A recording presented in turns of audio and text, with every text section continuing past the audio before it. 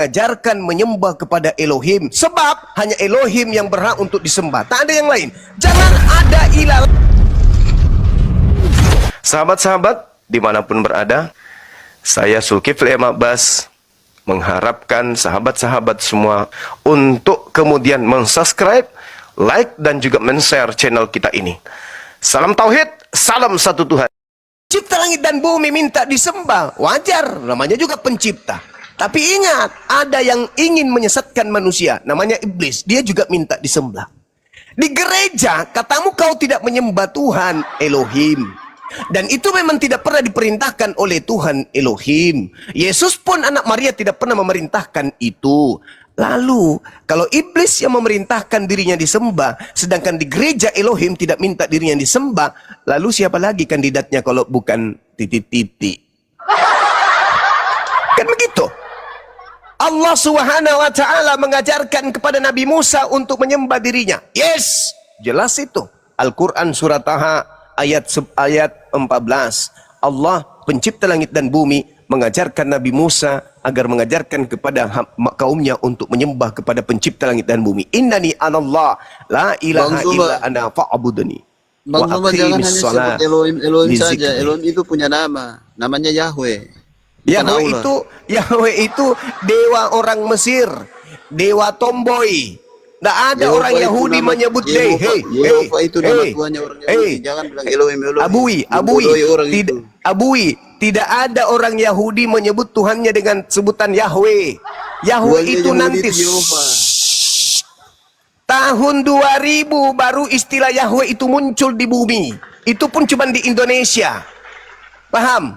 Tidak ada orang Yahudi menyebut Tuhannya dengan sebutan Yahweh. Yahweh itu, dengar, Yahweh itu gelar yang dipopulerkan oleh saksi Yehova. Paham kau? Yahweh itu gelar dewa orang Mesir kuno.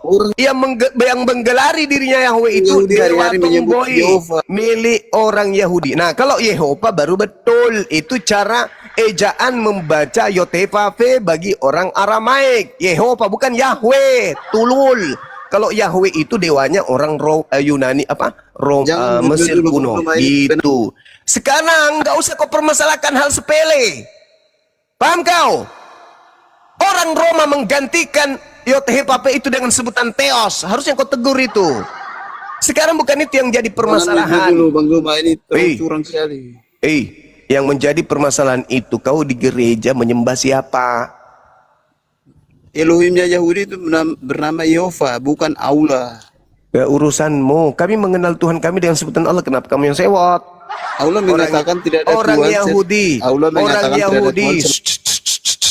Orang Yahudi mengenal Tuhannya dengan sebutan Hashem.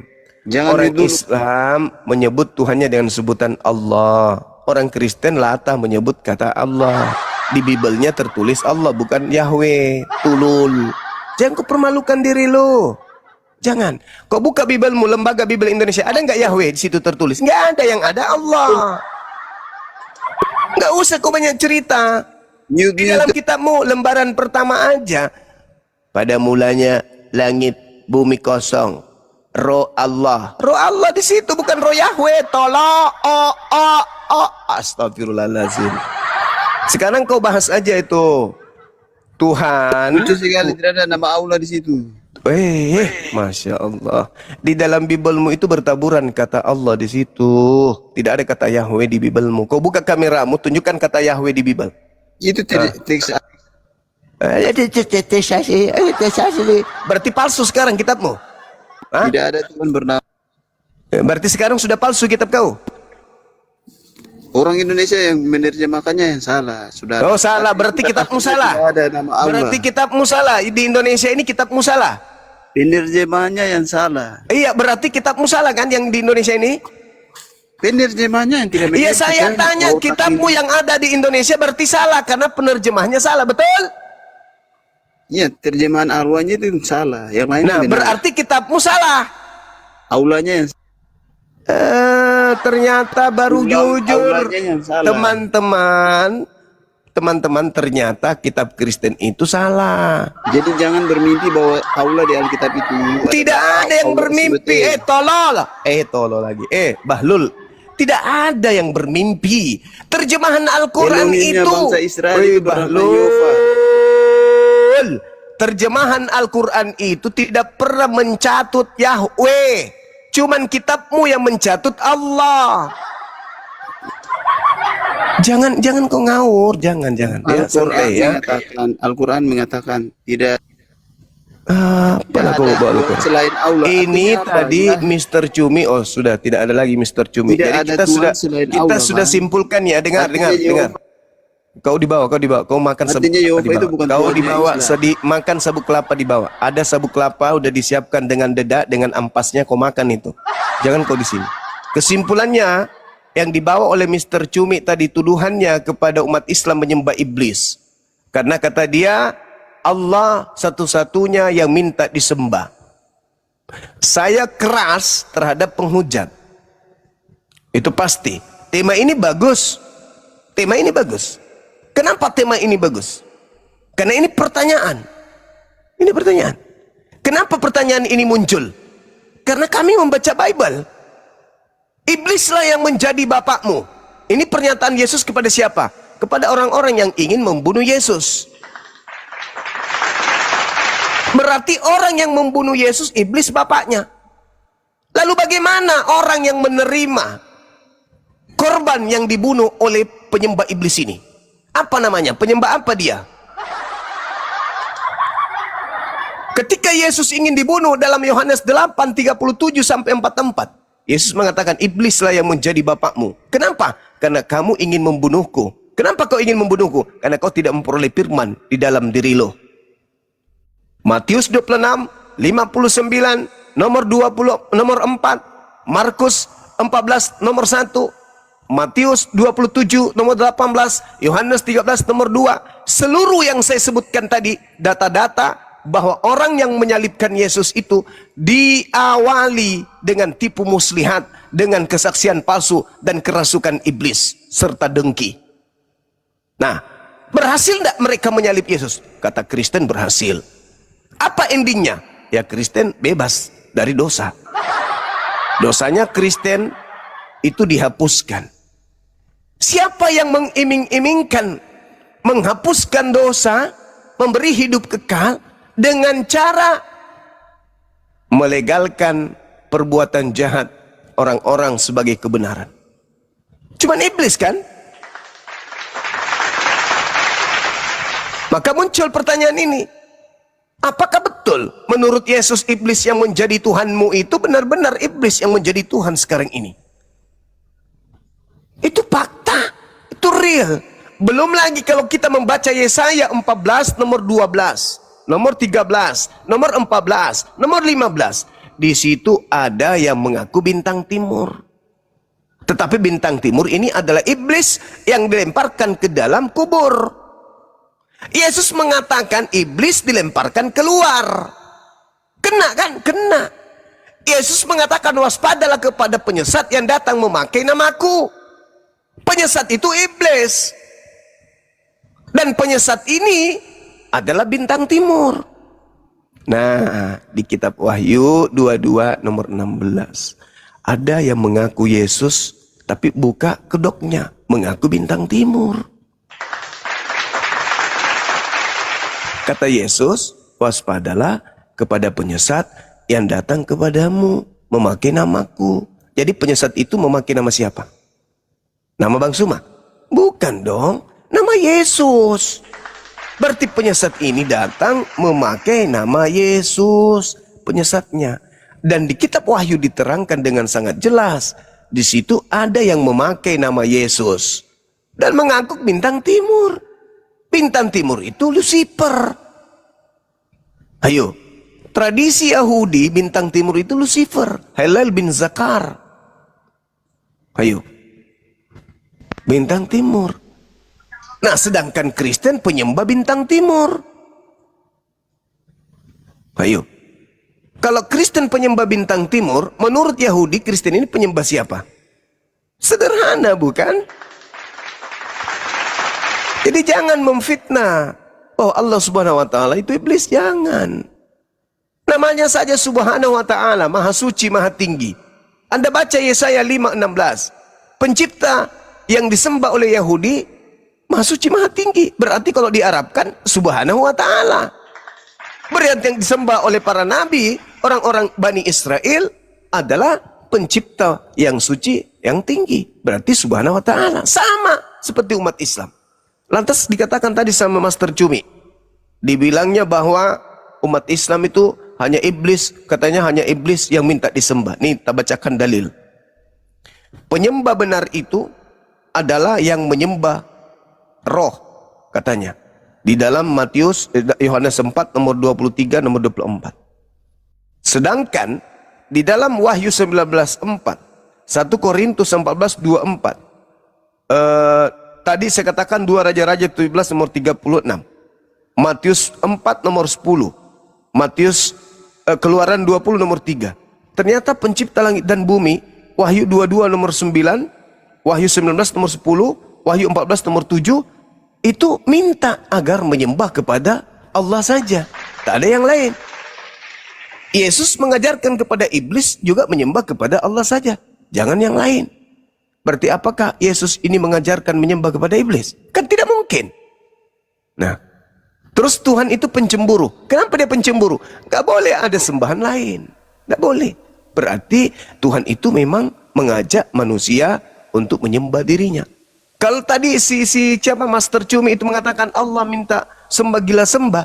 Yang gila sembah siapa? Yang gila sembah itu yang tidak boleh ada ilah lain selain dirinya. Dan itu wajar. Karena Tuhan pencipta langit dan bumi memang menginginkan agar dirinya saja yang disembah untuk supaya manusia itu selamat.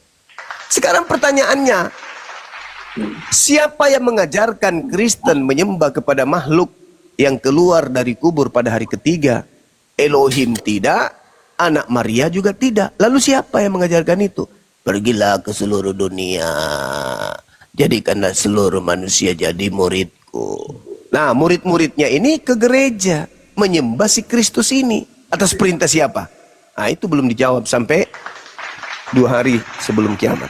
Saya kira begitu, saya kembalikan sementara. Saya sarapan dulu, ada guruku di sini, Bang Baal. Silakan diambil alih sementara, Bang. Lanjut.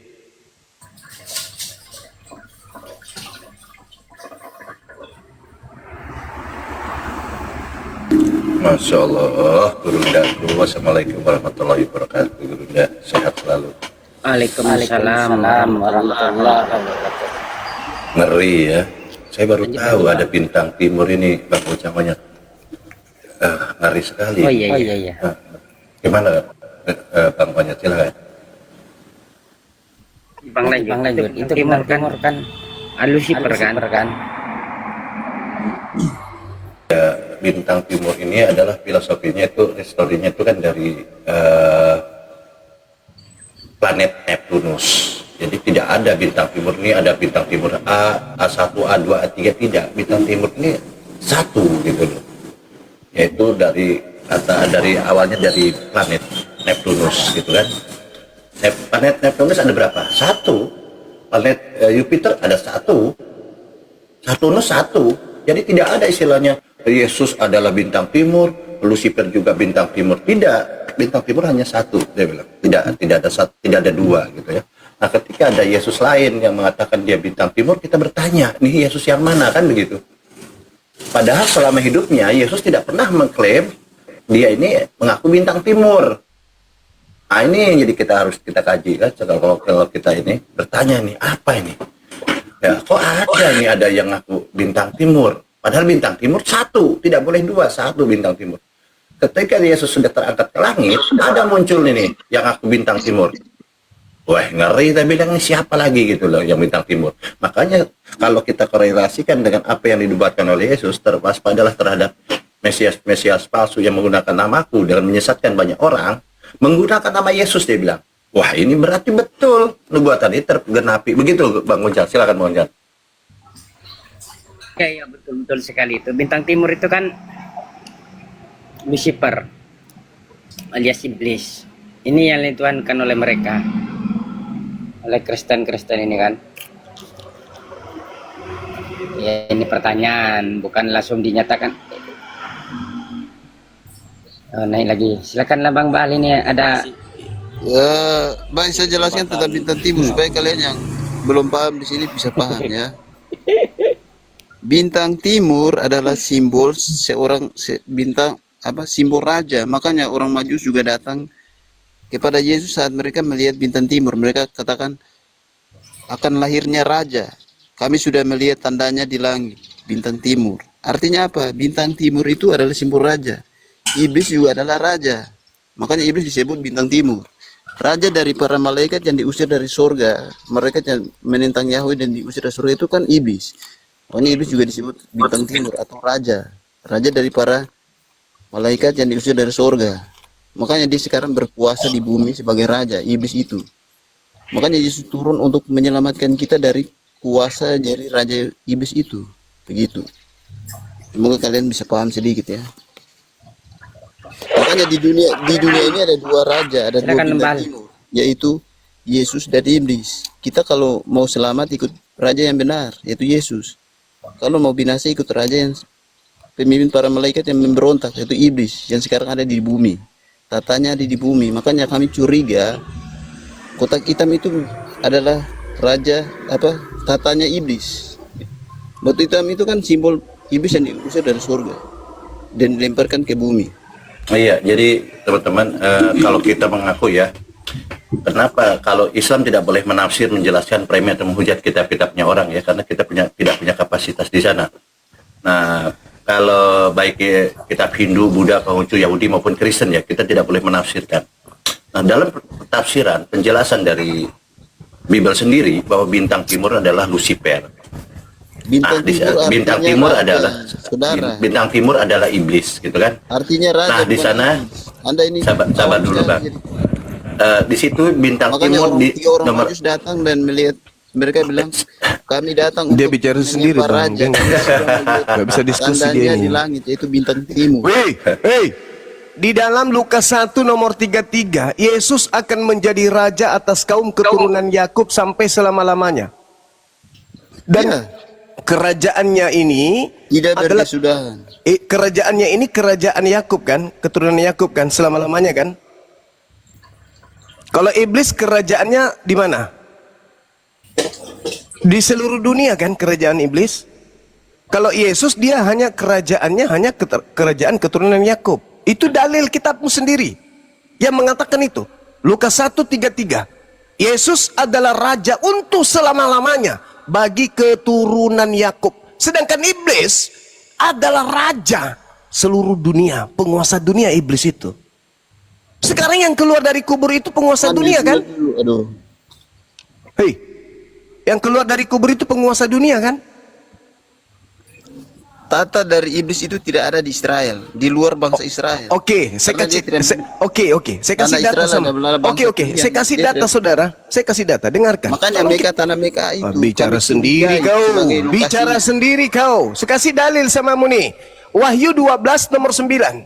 Naga besar itu adalah si ular tua yang disebut iblis atau Satan yang menyesatkan seluruh Aikomene. Aikomene itu di mana? Aikomene itu di mana? Aikomene itu di mana letaknya? Mantap. Hah? Hei, Aikomene itu letaknya di mana? Di Arab atau di mana?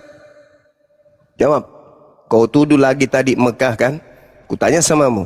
Iblis tua ini yang menyesatkan seluruh Aikomene. Aikomene itu di mana?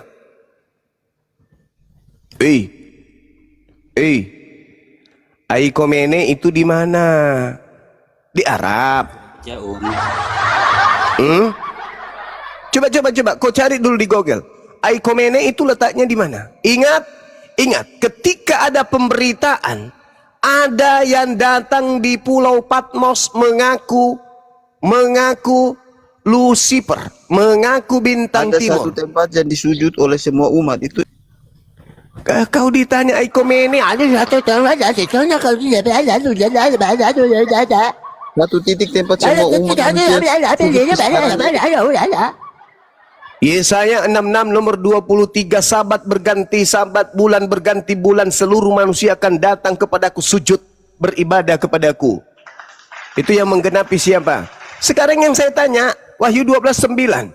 Naga besar itu si ular tua yang disebut iblis atau Satan, yang menyesatkan seluruh aikomene. Menyesatkan aikomene. Aikomene itu di mana? Gitu aja kok repot. Di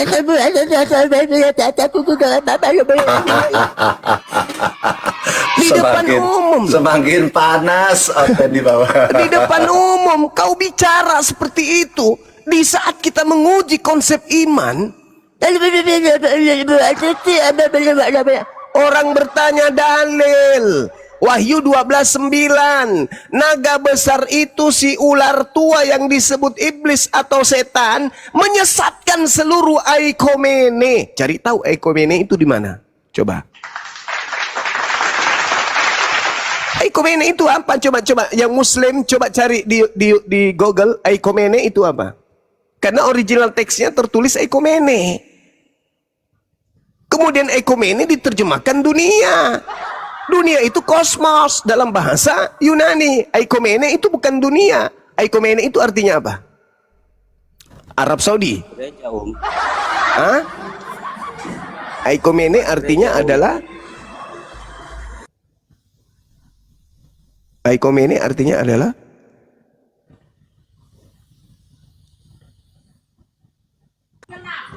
jemaat gereja.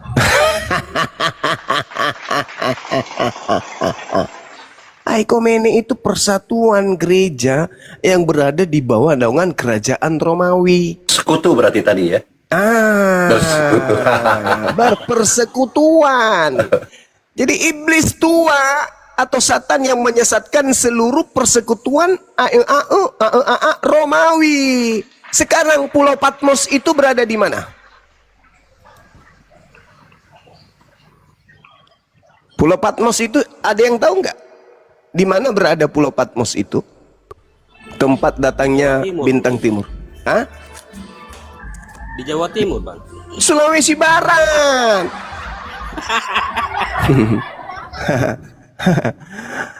Patmos, tempat buku Wahyu ini dituliskan, itu di Yunani.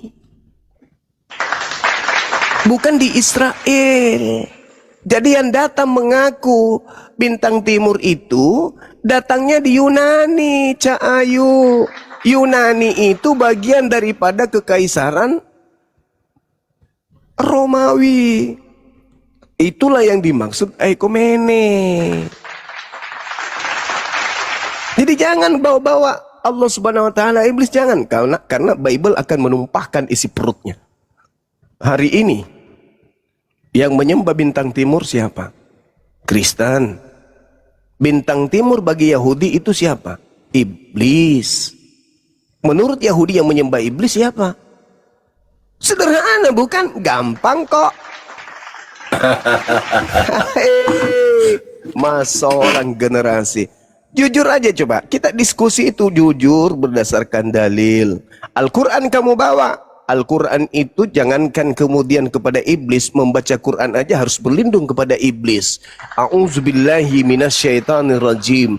Aku berlindung kepada Allah dari godaan setan yang terkutuk. Nah sekarang, siapa yang mati dengan jalan terkutuk di atas salib?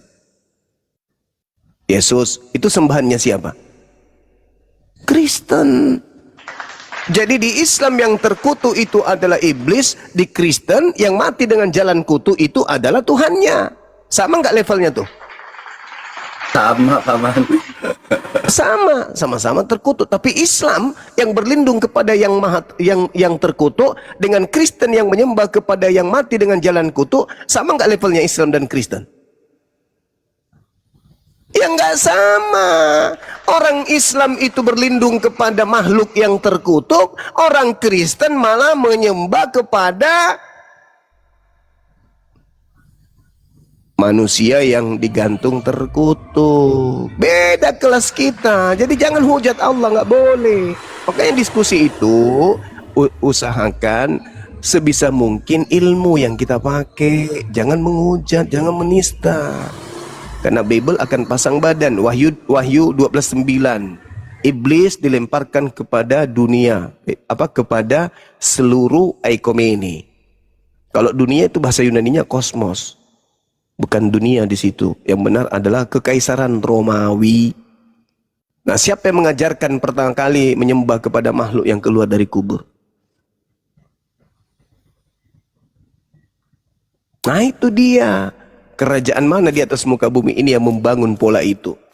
Kerajaan Arab, kerajaan Mesir, kerajaan Hindu, dalam hal ini India, atau kerajaan Romawi? Kerajaan Romawi, Wahyu 12 nomor 9. Iblis setan dilemparkan ke sono. Apa yang dihadiahkan kerajaan Romawi kepada saudara-saudara kami Kristen? Agama. Itu dalil. Kita nggak menghujat, itu dalil. Tunjukkan di mana dalilnya iblis dilemparkan ke Arab. Itu nggak ada. Dalilnya dilemparkan ke Aikomene. Aikomene itu kekaisaran Romawi. Iblis dilemparkan kepada kekaisaran Romawi. Nah, apa yang dihadiahkan kemudian kepada saudara kita Kristen dari kekaisaran Romawi ini? Apa? Agama Katolik. Agama Katolik diprotes, lahirlah Protestan dan sekte-sekte yang lain. Gampang kok. Panas kok. Panas. Luar biasa. Jadi ketika Jadi ketika tadi mengatakan bahwa Tuhan tidak ingin disembah, ketika Bapa ini tidak minta disembah atau Tuhan tidak minta disembah, sebenarnya Yesus sudah mengajarkan bahwa Bapa ini ingin minta disembah, gitu kan? Kalau di Yohanes 4 ayat 23, Yesus yang ngomong sendiri nih. Tetapi saatnya akan datang dan sudah tiba sekarang bahwa penyembah-penyembah benar akan menyembah Bapa dalam roh dan kebenaran. Sebab, dia bilang, sebab apa dia bilang? Sebab Bapa menghendaki penyembah-penyembah yang demikian. Nah itu Bapak yang menghendaki, minta dia, gampang kok sebenarnya. Gampang kok. Mantap kali abangku ini. Ini Mr. Cumi yang membawa itu tadi. Nah sekarang dia kelabakan tuh. Hari Minggu kami nggak menyembah bang. Ngapain? Kami bersekutu. Bersekutu dengan siapa? Udah dibilang. Kalau kau mengatakan bahwa yang minta disembah itu iblis, pertanyaannya siapa yang keluar dari kubur ini? Yang minta seluruh dunia untuk menjadi pengikutnya. Di mana pengikut ternyata adalah penyembah. Buktinya kalian ke gereja menyembah dia. Itu siapa dia itu? Yang kalau kau katakan yang minta disembah iblis, lalu yang minta kemudian disembah di hari Minggu itu siapa? Elohim tidak, Yesus anak Maria tidak. Lalu yang meminta kepada kalian untuk kalian bersekutu di hari Minggu itu siapa? Nah, kau akan mengatakan bukan iblis bang. Emang cara kerja iblis itu gimana rupanya? Hah? Iblis itu mewahyukan firman lalu ditulis iblis berfirman. Enggak. Iblis itu cara menyesatkannya adalah membisikkan ke dalam hati dan pikiran manusia. Iblis itu membisik. Nah sekarang kalau Tuhan yang menyampaikan berarti firman. Firman tertulis. Ada nggak tertulis nyembah hari Minggu? Nggak ada. Ada nggak Yesus bersabda nyembah hari Minggu? Nggak ada. Lalu siapa yang membisik ke dalam jiwa kalian sampai kalian kompak bersekutu di hari Minggu? Tuhan tidak, Yesus tidak. Lalu siapa? Gampang kok. Kalau mau waras itu mah gampang. Pakai dalil, telah ada dalil itu dengan akal. Udah selesai. Ini kalau saya seorang Kristiani membaca Wahyu 12:9, iblis itu dilemparkan ke Aikomene, ke seluruh kekaisaran Romawi, saya pasti sudah meninggalkan agama itu. Saya pasti sudah meninggalkan itu karena tertulis jelas iblis yang turun ke bumi diletakkan di mana? Di kekaisaran Romawi. Dalilnya mana? Wahyu 12 nomor 9. Gampang kok. Kalau mau waras, kalau mau gila permanen, ya tidak mau menggunakan akal. Begitu saudara. Jadi tolong jangan menghujat, jangan menista. Kalau kalian menuduh kami menyembah iblis, tunjukkan dalilnya. Tunjukkan dalilnya di mana kami menyembah iblis. Kalau saya menyikapi tema ini pertanyaan. Saya sajikan data. Yesaya 14, nomor 12, 13, 14, 15. Iblis dilemparkan ke dunia orang mati. Dunia orang mati itu apa namanya? Restoran atau kuburan? Kuburan. Kalian menyembah kepada makhluk yang keluar dari restoran atau keluar dari kuburan? Gampang kok. Sederhana kan? Makanya Yesus mengatakan dalam Yohanes 12:31, saatnya dunia dihakimi. Siapa yang dihakimi? Penguasa dunia. Siapa penguasa dunia yang dihakimi ini? Penguasa dunia yang dihakimi ini siapa?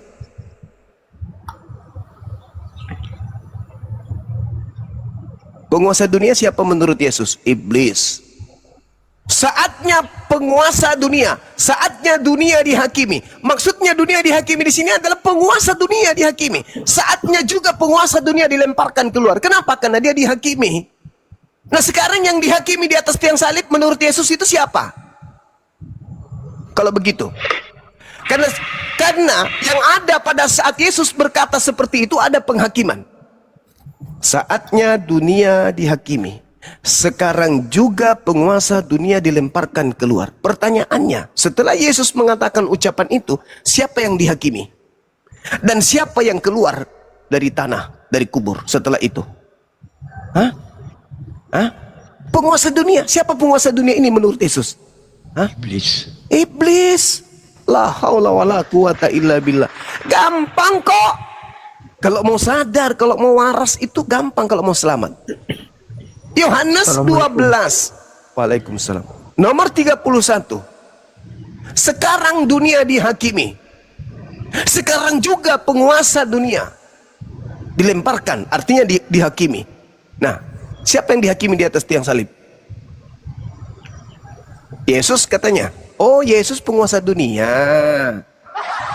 Bukannya penguasa dunia menurut Yesus itu iblis. Hah? Makanya yang diuji, yang diuji kemudian oleh iblis Yesus, bukan Yesus yang menguji kemudian iblis. Kenapa iblis yang menenteng Yesus, yang membawa Yesus ke padang gurun? Kenapa iblis yang membawa Yesus ke bumbungan bait suci? Kenapa? Ya karena iblis itu penguasa dunia. Penguasa dunia itu iblis. Sekarang juga dunia dihakimi. Artinya kalau dunia dihakimi, berarti yang dihakimi adalah pemimpinnya. Sekarang juga Indonesia dihakimi. Yang dihakimi siapa? Presidennya. Berarti penguasa dunia lah yang dihakimi pada saat itu. Siapa yang dihakimi pada saat itu? Yesus katanya. Islam mengatakan tidak. Islam mengatakan tidak, bukan Yesus yang dihakimi, bukan. Yang dihakimi menurut Yesus penguasa dunia. Siapa itu penguasa dunia? Iblis. Berarti Yohanes 13 nomor 2, iblis merasuki siapa? Merasuki Yesus atau merasuki Yudas? Merasuki Yudas. Berarti yang dihakimi siapa? Yudas. Yang kerasukan? Iblis. Berarti yang keluar dari kubur siapa? Iblisnya. Gampang kok. Kalau mau waras itu gampang. Manda kelamaan gila Aki. Jadi keenaan. Itu dia. Ulaika hum syarrul bariyah, kata Allah. Gampang itu, gampang. Makanya Yesus mengatakan waspadalah kepada penyesat. Siapa penyesat ini? Planos. Siapa Planos ini? Kata Yesus, pendusta, pembohong, penipu yang suka mengelabui. Siapa yang suka mengelabui? Iblis. Iblis datang, penyesat datang memakai nama siapa? Nama Yesus. Nama Yesus. Makanya Yesus mengatakan waspadalah kepada penyesat yang datang kepadamu memakai namaku. Menyesatkan banyak orang dia itu. Jadi kalau ada berkata bertemu Mesias di sini, Mesias, jangan kau percaya. Karena iblisnya datang memakai namaku. Gampang kok. Begitu saudaraku ya. Jadi jangan, sekali lagi naik di Komal Islam itu jangan pernah kamu itu menghujat sesembahan. Jangan. Kenapa? Karena Bible akan memuntahkan isi perutnya. Orang Israel, Yahudi mengatakan bintang timur itu iblis. Kristen menyembah bintang timur. Nah, coba Anda terjemahkan, pikirkan aja sendiri tuh. Wahyu 22:16, akulah Yesus sang bintang timur. Yesus mengatakan namanya akan dipakai oleh iblis. Bintang timur menurut orang Yahudi adalah iblis. Berarti kalau kita mendefinisikan Wahyu 22 nomor 16, yang mengaku Yesus dan yang adalah bintang timur menurut Yahudi apa? Siapa? Iblis. Berarti menurut Yahudi, Kristen dalam hal ini menyembah siapa? Bintang timur, yang adalah Lucifer dalam tradisi Yahudi. Bukan Islam loh, tradisi Yahudi loh. Itu fakta, itu real. Silakan Anda terjemahkan atau Anda melihat Bible atau kitab Tanak dalam bahasa Inggris. Silakan Anda buka sekarang. Yesaya 14, nomor 12, nomor 13, nomor 14, nomor 15. Coba terjemahan yang lebih tua dari sebelum masuk ke Indonesia. Bible Perjanjian Lama, kitab Yesaya itu menulis bintang timur dengan sebutan apa di situ? Lucifer. Lucifer ini siapa? Masalah iblis. Oh, dia sederhana. Jadi jangan nuduh-nuduh umat Islam menyembah iblis, jangan. Nah, jangan. Karena iblis itu, kau tahu kata iblis itu berasal dari Quran. Tidak ada iblis dalam bahasa Yunani. Tidak ada. Ya. Iblis itu adanya di Quran. Kenapa iblis ada di Quran? Karena Al-Quran mengurai siapa iblis ini. Kalian mengikuti kata iblis itu hanya dari Al-Quran. Bahasa Yunani nggak ada iblis. Begitu juga dalam bahasa Ibrani Aram. Jadi yang memperkenalkan agar menghindarkan diri dari iblis itu hanya Quran. Maka yang diterangkan dalam Quran, illa iblis, illa iblis, illa iblis, illa iblis. Nah, kata iblis kalian ambil, kalian pakai. Padahal Al-Quran menjelaskan lebih dulu daripada terjemahan Bible. Begitu, kalau di kalian itu legion. Iblis, jauh kali, iblis legion. Jauh kali perginya. Kalau kata Rudi Yohanes, apa itu? Hantu balau, hantu balau. Jadi hati-hati ya Bang ya, saudara-saudaraku ya, apalagi Komal saudaraku Cang Onyot ini menjadi pantauan apologet Islam Indonesia. Saat kami membuka, memonitor kemudian perangkat kami untuk live, yang kami pantau salah satunya Komal ini. Jadi kalau kamu tidak mau ditampar oleh bebelmu sendiri, hindari Komal ini. Ya. Cari komal-komal kecil yang kemungkinan tidak dipantau oleh para pendebat dari apologet Islam. Di situ kalian bebas bernarasi. Mau kalian batu tawas jadi sembahan pun boleh di situ. Tapi jangan coba-coba kalau ada komal yang sudah masuk daftar pantauan para apologet Islam, Anda mau naik di sana untuk menjadi penipu, kamu akan jadi sayur di situ. Lontong sayur tanpa garam nanti dibuat. Apalagi kalau sudah ada Bang Baal, hati-hati. Gampang kok. Oke, silakan sahabat, dilanjut, diambil alih. Terima kasih atas waktunya. Saya boleh bertanya Bang Suma? Ya, sebentar Bang. Bang Ray Kristen atau Islam? Islam. Bang Mahes, selamat pagi.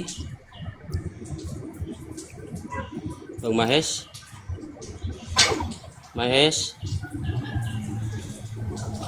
Oke, saya turunkan ya.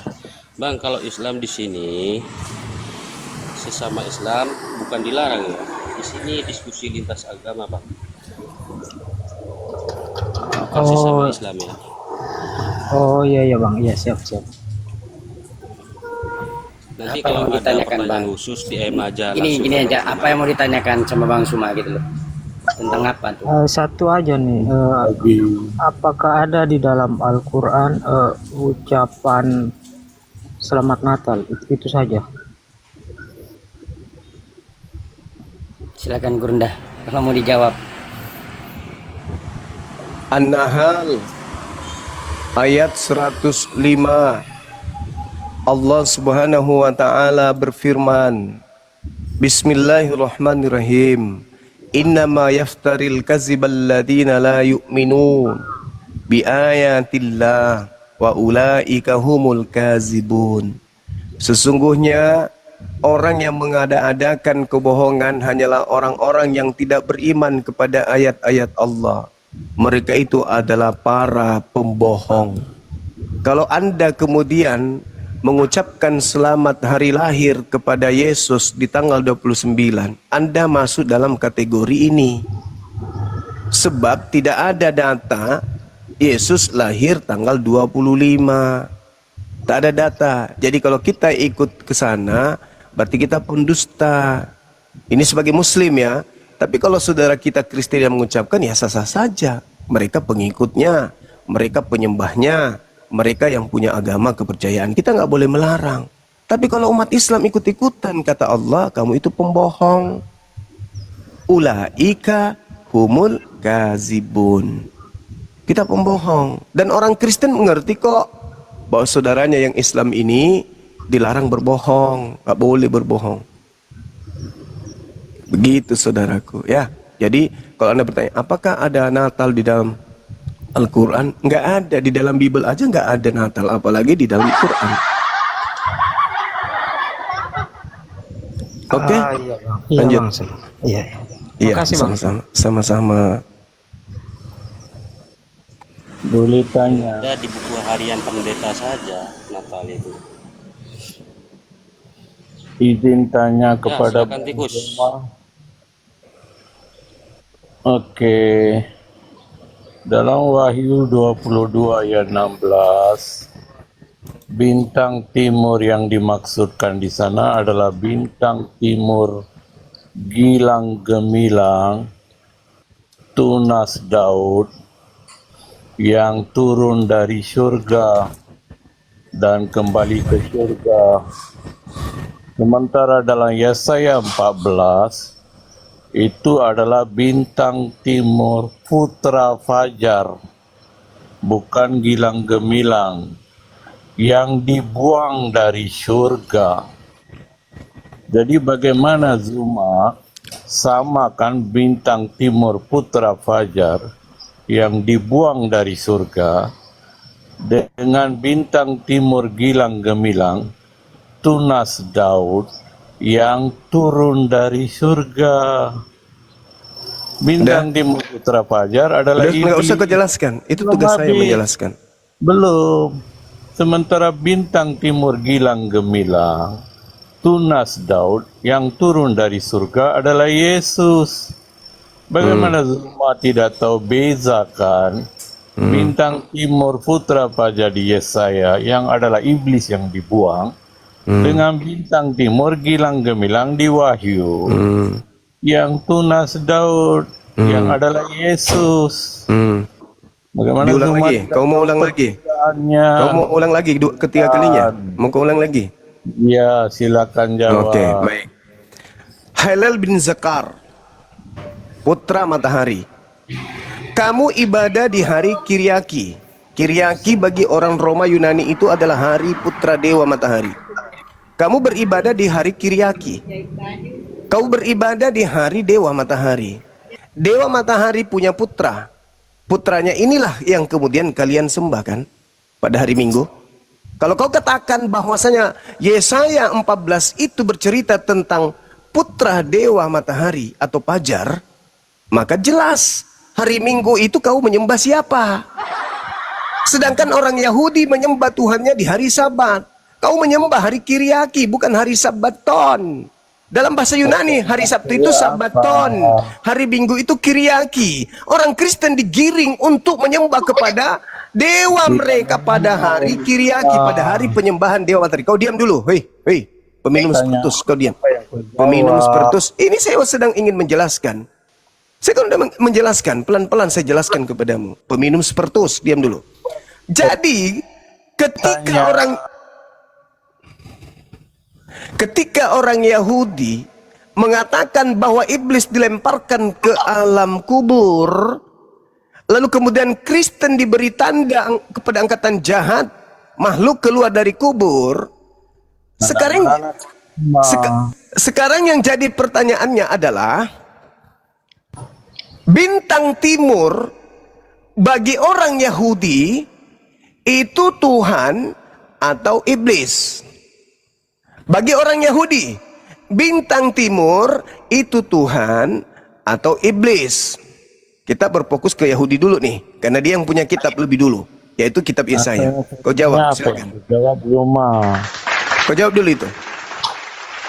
Yang saya tanya apa? Kau samakan bintang timur putra Praja di Yesaya yang dibuang dari surga dengan bintang timur gilang gemilang di Wahyu yang adalah keturunan Daud. Adakah iblis keturunan Daud? Itu gampang, tinggal ditempel. Iblis disebut keturunan Daud, gampang. Iblis digelari kemudian bintang timur, gampang. Iblis memakai nama Yesus pun itu sudah dinubuatkan. Jangan kau membodohi. Pertanyaan saya sederhana. Menurut orang Yahudi, bintang timur itu iblis atau Tuhan? Jawab. Gampang kok. Bintang timur yang mana? Nah, bintang timur yang mana? Enggak ada bintang timur yang lain. Cuman satu bintang timur. Enggak ada. Coba kau jawab dulu. Menurut Yahudi, menurut Yahudi, bintang timur itu Tuhan atau iblis? Jawab. Bintang timur ya. Menurut Yahudi di dalam Talmud, bintang timur itu apa? Iblis atau Tuhan? Bintang timur yang mana? Ya saya kan menurut Wahyu. Yahudi, bintang timur itu apa? Yesus di dalam Talmud itu anak apa? Anak Tuhan atau anak titik-titik? Jawab. Bukan menurut Yahudi, menurut Alkitab.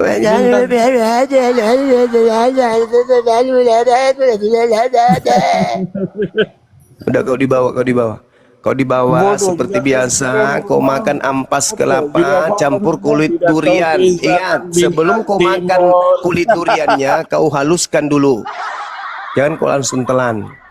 Otakmu sudah penuh dengan karat ampas kelapa, dengan dedak. Kau nggak mau dimaki, tapi kau siapkan diri Anda untuk dimaki. Tidak ada kemudian ya toleransi kepada orang bahlul ketika berbicara mengenai konsep ketuhanan, bicara mengenai agama. Saya bertanya sederhana, menurut Yahudi, bintang timur itu iblis atau Tuhan? Menurut Yahudi. Itu dulu. Cuma izin kasih saran kalau mau apologet itu ikuti Ustaz PI, Nandar, itu berilmu, bukan modal congor. Ya. Makanya nggak laku tuh akunmu. Ya nggak apa-apa. Ustaz PI itu ikut itu, Ustaz PI santai, Nandar santai, yang lainnya santai. Enggak masalah. Cuma modal congor. Mereka memang orang baik, mereka orang hebat. Saya ngaku itu kok. Mereka guru-guru kami. Apa-apa.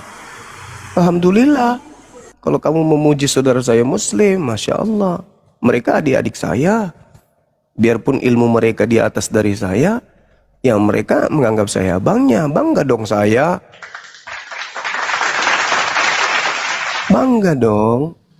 Kalau adik hebat, abang pasti bangga kan? Oh iya, adik saya hebat-hebat tuh, bangga abangnya, Masya Allah, luar biasa. Mereka jumpa saya itu sungkeman, cium tangan. Oh, manusia keren, manusia yang luar biasa ini. Adinda Yusuf PI, Adinda Yonatan Nandar, jumpa abangnya itu cium tangan. Mereka tahu adab, meskipun ilmunya lebih di atas dari abangnya. Keren. Makasih. Kau sudah menyanjung mereka. Mereka orang-orang baik yang aku punya, yang kami punya. Oke. Ada lagi penyembah Lucifer, penyembah bintang timur? Ya, debater, selamat pagi Bang. Ya, selamat pagi. Islam atau Kristen Bang? Kenapa?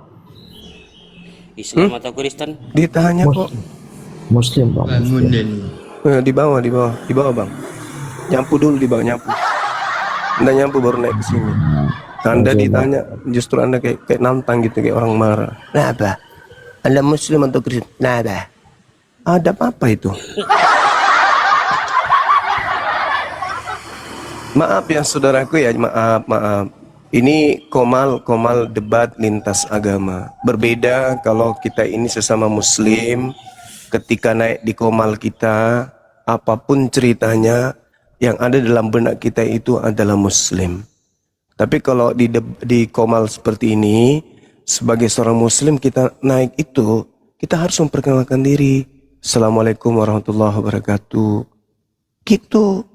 Jangan naik-naik ditanya, halo, Anda Muslim atau Kristen? Kenapa? Dengan suaranya seakan-akan Anda prof di sini. So, kami ini mahasiswa yang datang ke Anda. Prof, Assalamualaikum Prof. Tolong Prof. Kenapa? Kau mau nilai apa? Gak ada. Kau pulang aja dulu. Udah kayak gitu hebat kali pun. Pakai adab kita. Setinggi apapun ilmu saudara, kalau adab itu nggak ada, itu Anda nol, kembali ke zero lakde. Gitu bangku ya, saudaraku yang tadi. Mohon maaf, Anda diturunkan karena di sini komalnya untuk lintas agama. Kalau antum ternyata orang berilmu, ya, kami tidak menemukan adab. Oke? Iya betul, so paten kali kedengarannya. Iya, lanjut. Ada informasi hangat sekarang di Katolik itu ada rudal kudus, Bang. Oh iya, betul. Ada rudal kudus, betul. Ada rudal kudus. Iya. Baca Rita. Ya ternyata ya. Baca Rita agama, ternyata agama dijadikan sebagai lahan untuk melampiaskan ucok. Na'udzubillah tsumma na'udzubillah. Ini juga teguran keras kepada kita. Kita pun harus hati-hati. Sahabat-sahabat muslim yang terlanjur punya nama di TikTok, di sosmed, dan terlanjur dikenal orang, tolong jaga sikap. Kalau Anda harus jatuh, harus nih, karena keterpaksaan, karena syahwat dan seterusnya, please, cukup Allah saja yang tahu. Jangan melakukan satu perbuatan yang terindikasi maksiat yang akan tercium oleh manusia. Jaga aib antum. Ya, cukup Allah yang tahu. Jadi kalau nggak tahan kemudian dengan kemaksiatan, jangan mengotori wajah apologet Islam. Saya juga manusia biasa yang tidak luput dari dosa. Ujian silih berganti datang. Datang laki-laki menggoda, datang perempuan menggoda, janda menggoda, gadis menggoda, nenek-nenek menggoda. Lengkap sudah penderitaan. Sebisa mungkin, sekuat mungkin kita menyatakan dalam diri ini, Allah itu maha melihat. Jadi tak ada sisi untuk kita bermaksiat. Mohon, ini jangan sampai terjadi. Kita umat Islam sudah membawa ayat suci Quran, tetapi kita nggak bisa menjaga syahwat. Tolong, saya akui diri saya seorang duda. Saya duda dari tahun 2021. Sampai hari ini masih sendiri. Dan tak jarang saya sendiri nangis karena syahwat. Kuat sekali dorongan syahwat itu untuk kita bermaksiat.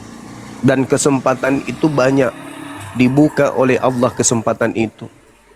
Banyak. Kalau kita mau bermaksiat, kapan saja bisa. Kapan saja bisa. Keluar dari rumah ini, kalau saya nih mau bermaksiat, jadi. Tidak ada yang melihat. Tapi Allah melihat. Oleh karena itu, kalaupun terpaksa harus jatuh, please, lakukanlah itu dengan cara yang menurut Anda hanya Allah yang tahu. Dan saya belum pernah menemukan cara bermaksiat hanya Allah yang tahu dengan aku. Pasti orang lain juga tahu. Minimal lawan kita itu yang akan buka mulut. Nah, sama lah ini yang terjadi. Ya, kulub kudus. Mana dong? Apa namanya tadi? Jadi rudal kudus. Oh, rudal kudus. Iya. Rudal kudus. Iya. Jadi saat ini pelaku firman ini udah memakan korban janda ya. Iya. Allahu Akbar. Na'udzubillah. Kita berlindung kepada Allah dari hal-hal yang seperti ini. Na'udzubillah summa na'udzubillah. Semoga Allah Terima menjaga kasih kita atas semua. wejangannya Bang Zuma. Terima kasih atas wejangannya Sama-sama kami di bang. sini. Saya ngeri bang, ngeri kali. Wallahi saya mengalami hal bagaimana saya diperlakukan seperti makanan oleh orang-orang yang ya mungkin dia memandang Bang Suma sendiri, Bang Suma lagi kasmaran, memanfaatkan momentum itu untuk mengajak sesuatu hal yang tidak baik. Ngeri memang. Syahwat ini ngeri. Belum lagi dari diri sendiri, ditambah lagi dengan keadaan di luar sana. Memang ngeri. Ya, semoga kita apologet Islam ini tetap menjaga diri kita. Tetap menjaga supaya kita tidak jatuh dari liang yang sama. Cukuplah rudal kudus mereka yang tadinya tidak kudus menjadi kudus. Menjadi Mana kudusnya itu Aki? itu dia. Dia masih ada.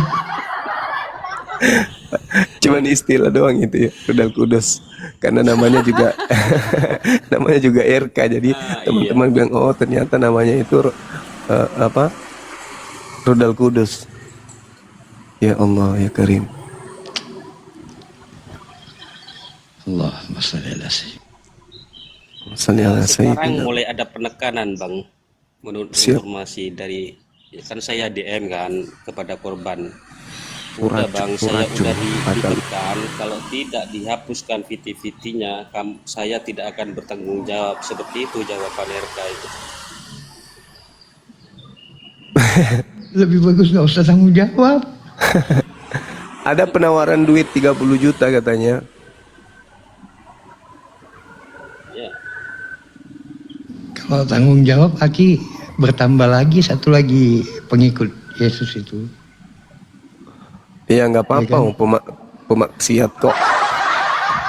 Dia Anaknya pun jadi mereka juga kalau tanggung jawab. Bagus nggak usah tanggung jawab.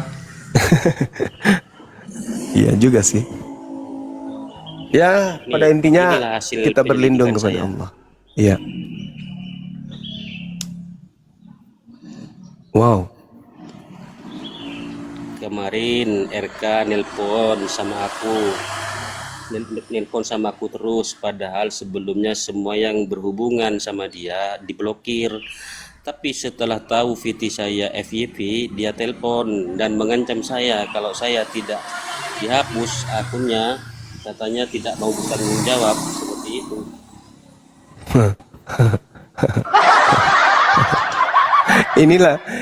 Inilah kenapa pencipta langit dan bumi yang benar itu tidak sama sifatnya dengan sembahan di luar sana. Pencipta langit dan bumi itu mengatakan dirinya bahwa sanurihim. Itu jelas itu. Allah memperlihatkan kemudian tanda-tanda keberadaannya di seluruh penjuru. Sanurihim ayatina fil afaq. Sehingga orang beriman itu takut untuk bermaksiat. Karena mereka merasa bahwa pencipta langit dan bumi itu maha melihat, maha menyaksikan. Nah kalau Tuhan sudah duduk di langit, di sebelah kanan Tuhan yang lebih senior, ya, dan dia tahu bahwa Tuhannya adalah anak manusia yang tidak bisa menembus pandangan lebih dari 1 kilometer, maka mereka bebas bermaksiat. Berbicara mengenai dalil-dalil, wah untuk menyelamatkan, untuk menunjukkan agama yang benar, berapi-api, matanya melotot sampai nggak tidur, sampai kurus dia. Tapi ternyata tujuannya untuk mencari mangsa. Umat Islam, Tuhannya sanurihim ayatina fil afaq wa fi anfusihim. Sehingga umat Islam itu sebisa mungkin menghindarkan diri dari maksiat. Karena mereka sadar, aku di dalam kamar seorang diri sekalipun, di situ aku tidak sendiri, di situ ada Tuhanku yang menyaksikan aku. Kalau dia Tuhannya sudah di atas duduk, jadi tak ada lagi yang melihat. Mungkin begitu pikirannya, sehingga hari ini mereka berkhotbah, malamnya mereka bermaksiat. Itu sampai dia hamili orang tuh. Mungkin saja seperti itu. Orang yang lisannya basah membaca isi kitabnya sendiri, sampai wah berapi-api, nantang-nantang saya dan seterusnya. Ternyata rusak. Saya sih kecewa berat. Aku berpikir orang-orang seperti ini harusnya menjaga diri dari maksiat. Ternyata memalukan Kristen dia. Kok masih digoda iblis juga ya, Ki? Padahal kan udah pasti neraka. Iblis kurang kerjaan itu. Pelaku firman, Bang, bukan pembawa firman saja, pelaku firman Amsal. Bang. Allahu Akbar, Masya Allah. Ya. Ini Islam sekali lagi. Maaf ya, tapi Ya, silakan. Iya. Silakan Bang, silakan. Tapi mohon maaf ya kepada teman-teman. Di sini kami bukan kita, tapi sudah dilegitimasi oleh, sudah diizinkan tentang penyebaran ini. Karena penghujat agama Tuhan, agama Allah, itu harus dihinakan dengan cara seperti ini. Betul, benar itu. Jadi gimana? Memang harus diviralkan, supaya mereka itu orang-orang ini sadar, oh selama ini yang aku ikuti, yang ku jagokan, membawa agamaku ternyata pelaku maksiat. Ini kalau sudah kayak begini nih, itu bukan lagi oknum, karena dia itu pelaku firman katanya. Iya, bukan oknum lagi, bukan oknum. Memang dia mempraktekkan agamanya, gitu. Kenapa sayang? Tuhan, Halo. Tuhan KW, Islam atau Kristen? Kenapa? Kenapa? Tanya. Nah ini pelaku firman mau nongol nih, pelaku firman.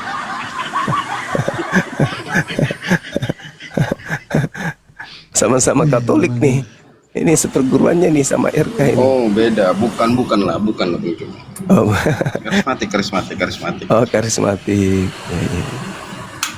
Kenapa dengan RK Bung Juma? Beliau terlapor sebagai pengkhotbah yang mewakili Kristen menghamili orang, Bang. Enggak lah, enggak mewakili lah dia. Kan dia denom sendiri. Iya mewakili denomnya. Iya denomnya berarti, bukan kita semua lah. Iya. Pakai baju koko lagi tuh, pakai kopiah. Iya. Kadang kopiah dia memang. Iya, kadang pakai tasbih. Tapi kan nggak dilarang kan pakai kopiah, Bang? Enggak dilarang, enggak. Enggak dilarang. Boleh aja kan? Boleh aja. Cuman untuk masalahnya kan pakai kopiah tapi maksiat gitu ya. Iya. Itu yang resiko ya. Yang bahayanya terindikasinya nanti Muslim, Aki. Enggak lah, semua kan kenal dianya. Yang nggak punya TikTok pun kenal dia kok. Dia kan terkenal. Jadi sedang terjadi perang kecil, di mana kata kawan kita di bawah, si RK meluncurkan rudal. Di mana katanya? Di kota terlarang. Hah? Rudal Kudus. Iya, rudalnya meluncur kena kepada kota terlarang katanya. Meledaklah di situ berarti. Kan nggak boleh ngegosip Bang Juma. Pagi ngegosip. Ini bukan gosip. Tabrak lari CRK ini. Beda Bang, gosip sama kenyataan tuh beda. Ini kan kenyataan. Iya teman kan membuka aib orang kan di publik kan nggak boleh sih. Bukan. Ini harus jadi pelajaran abangku, baik terhadap pendebat Islam maupun Kristen. Ketika kita berbicara mengenai agama, sebisa mungkin sekuat tenaga kita menjauhkan diri dari maksiat. Islam Kristen itu harus, supaya pengikut kita itu nggak malu gitu loh. Ini juga nasihat buat saya sendiri. Nggak boleh. Ya udah tahu gitu unfollow aja lah. Gak usah diikutin lagi, nggak benar nih. Masalahnya dia itu suka menghina Nabi Muhammad, abangku, saudaraku. Menghina Nabi Muhammad sebagai sundal, sebagai ini. Ternyata dia sendiri yang menghina, dia sendiri yang ternyata melakukan yang dia tuduhkan gitu. Assalamualaikum. Orang jelek-jelekin orang kan biasanya warahmatullahi wabarakatuh. Buat menutupi kejelekan dia, Bang Juma. Gimana? Biasanya orang jelek-jelekin orang untuk menutupi kejelekan dia sendiri biasanya. Berarti itulah dia. Dan kejelekannya terbuka kan? Ya begitulah manusia. Kadang ngintip punya orang tapi punya sendiri nggak diperhatiin. Betul. Jadi offset. Bagus lah. Ini nggak di gereja lagi nih, nggak lagi di gereja atau di mana? Lagi di rumah atau di mana? Oh udahlah kemarin terus saya udah dapat poin-poinnya Bang Juma. Cuman gini Bang Juma ya. Iya. Satu, coba Bang Juma carikan data secara eksplisit bahwa memang tidak ada pembunuhan, tidak ada penyaliban di dalam Alkitab. Jelas tuh, Yesus sendiri yang mengatakan tuh. Apa? Aku harus pergi meninggalkan dunia ini sesuai dengan apa yang sudah tertulis tentang aku di dalam kitab Mazmur. Mazmur 118 nomor 17. Nggak tertulis di situ Bang, di Mazmur itu nggak tertulis nama dan tidak dibunuh.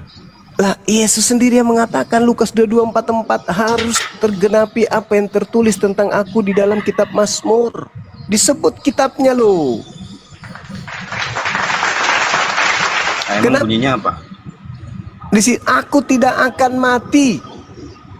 Dan yang tidak mati ini adalah batu penjuru yang dibuang oleh tukang bangunan.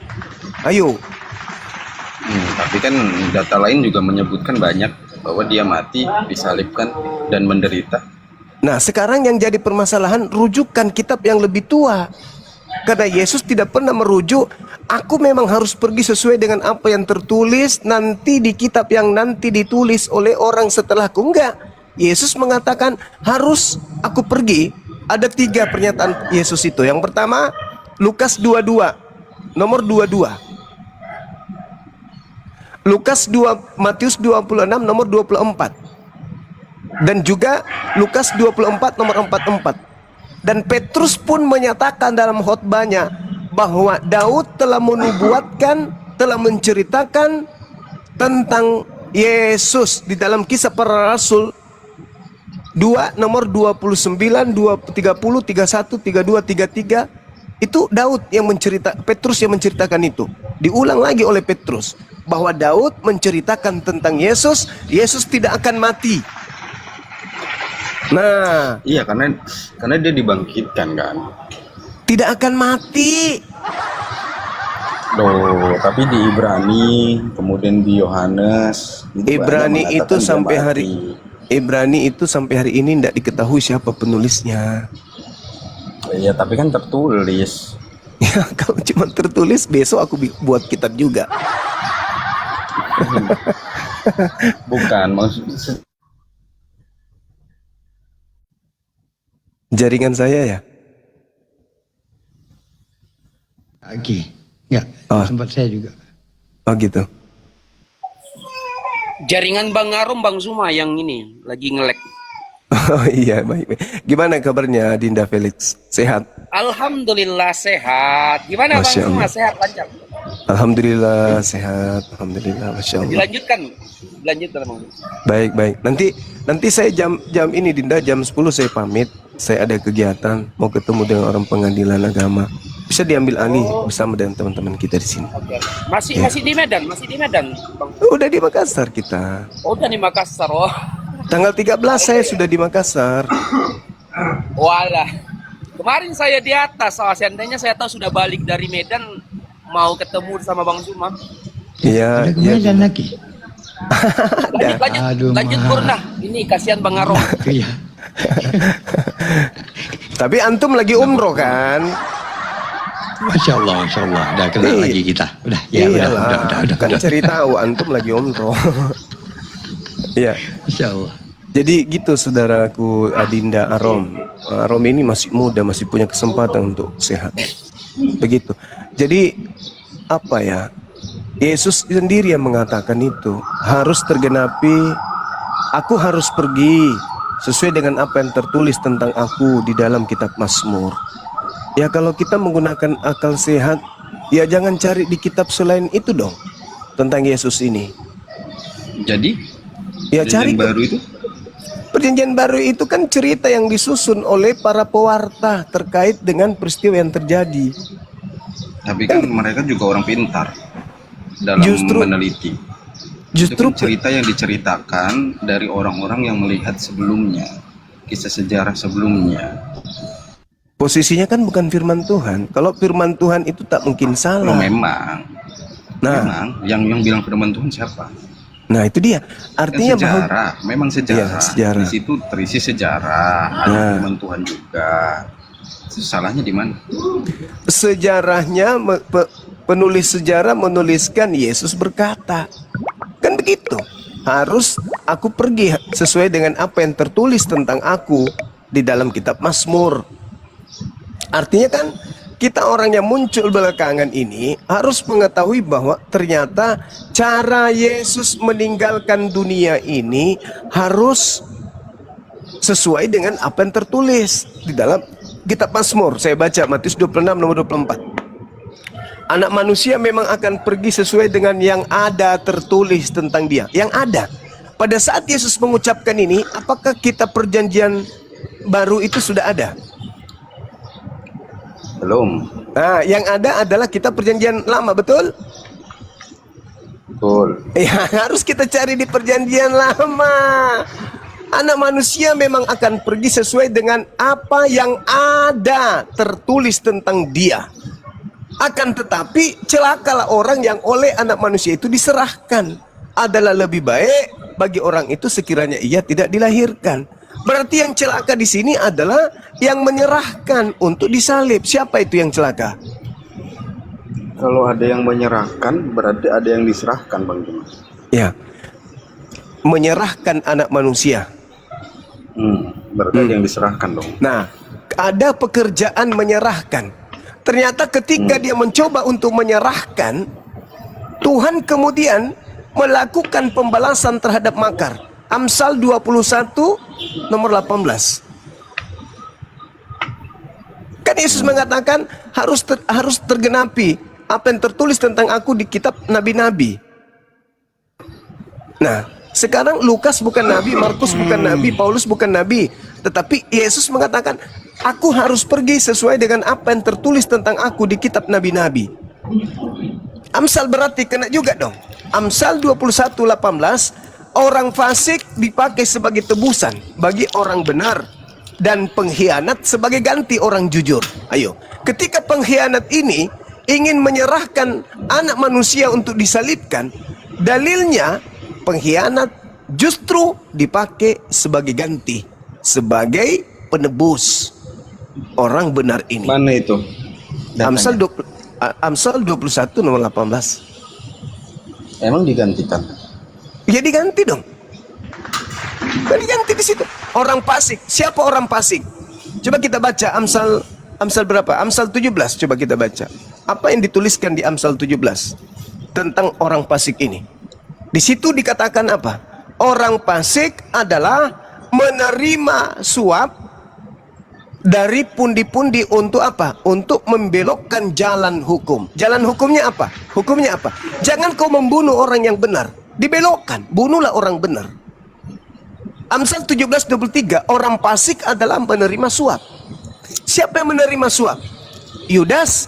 Amsal 21:18, orang yang menerima suap dipakai sebagai tebusan bagi orang yang benar. Siapa orang benar? Yesus. Akulah jalan, akulah kebenaran, akulah hidup. Berarti Yesus adalah orang benar. Aku tidak berkata-kata dari diriku sendiri. Apa yang kukatakan adalah apa yang diperintahkan. Berarti Yesus orang benar. Inilah anakku yang kukasihi, kepadanya aku berkenan. Barang siapa yang mendengarkan dia, dia tidak binasa, melainkan memperoleh hidup yang kekal. Berarti Yesus ini orang benar. Orang pengkhianat, penerima suap, dipakai sebagai tebusan orang yang benar, Yesus. Dan pengkhianat, yaitu Yudas, sebagai ganti orang yang jujur. Yesus itu orang jujur. Dan Yesus merujuk kepada dalil ini tentang kepergiannya meninggalkan dunia. Ayo, gimana dong? Tapi gini Bang, nggak ada secara eksplisit di situ Yudas menggantikan. Justru yang eksplisit mati terbunuh itu Yesus kan. Saudaraku, Adinda Arom, Kalau ada tertulis jelas di kitab Anda